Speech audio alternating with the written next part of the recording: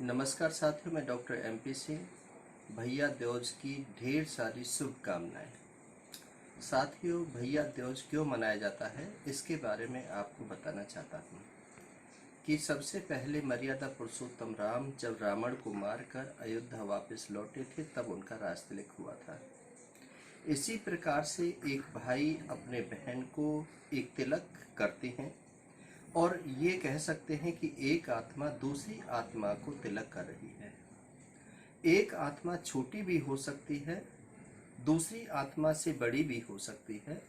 तो इन आत्माओं का तिलक आपको समझ में आना चाहिए कि इस पर्व पर सभी भाई भी और बहन भी स्नान आदि करके नए कपड़े पहनते हैं, पवित्र कपड़े पहनते हैं और फिर अक्षत रोली से टीका किया जाता है। अक्षत रोली का टीका का मतलब है कि चावल से टीका करना। चावल को पवित्र माना जाता है। चावल गणेश की पूजा में भी रखा जाता है। इसलिए एक बहन जब टीका करती है तो ये भ्रौटी यहाँ पर टीका लगाया जाता है, यहीं पर चावल का अक्षत का प्रयोग किया जाता है। इसका मतलब है कि ये आत्मा है। शरीर तो चला जाता है लेकिन आत्मा दूसरी आत्मा में चली जाती है। इसलिए सब जब हम कपड़े नए पहनते हैं, नहा धो करके अपने शरीर को पवित्र करते हैं, तो इसी प्रकार से हमें अपनी आत्मा को भी पवित्र करना चाहिए, शुभ विचार होने चाहिए।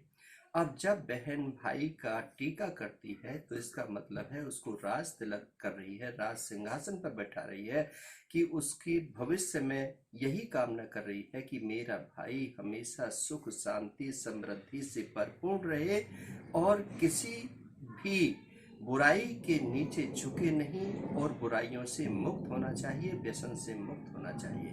भाई भी इस समय पर अपनी बहन की रक्षा सुरक्षा के लिए दुआ करता है, हमेशा वायदा करता है कि बहन, मैं जिस प्रकार से तू मुझे राज सिंहासन का तिलक कर रही है, इसी प्रकार से आजीवन मैं तेरी रक्षा सुरक्षा के लिए हमेशा तैयार रहूँगा। यही नहीं है, इसका इतिहास बहुत बड़ा है साथियों। अनेकों बुढ़िया पुराणों में भी इसकी बात आती है।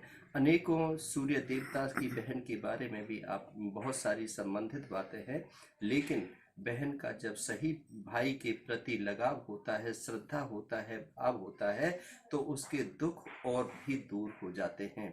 ऐसा कहा गया है कि एक भाई अपनी बहन के पास में टीका कराने के लिए आ रहा था, लेकिन रास्ते में जब नदी पड़ी तो उसने कहा कि मैं तुझे डुबाऊंगी। तो भाई ने कहा कि मैं जब बहन से टीका करा लूं तब उसके बाद मुझे डुबा देना। आगे अजगर सांप था, उसने कहा कि मैं तुझे खाऊंगा। तो भाई ने कहा कि ठीक है, मैं अपनी बहन से टीका करा करके आता हूँ, फिर तू मुझे खा लेना।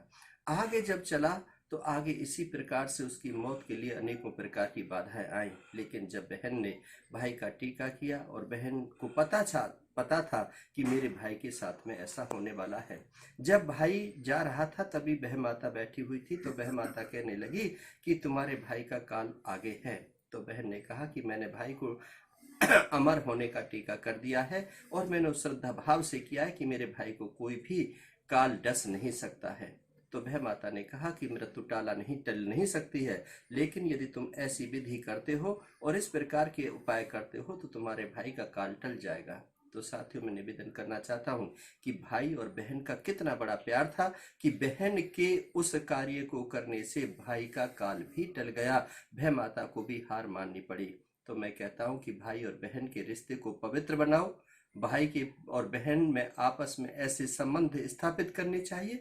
लेकिन आज जो देखने को भौतिकवाद में मिल रहा है, भाई बहन के रिश्ते भी आज ऐसे हो गए हैं कि जहां पर रक्षाबंधन टीके की महत्ता को भी कम होता देख रहे हैं।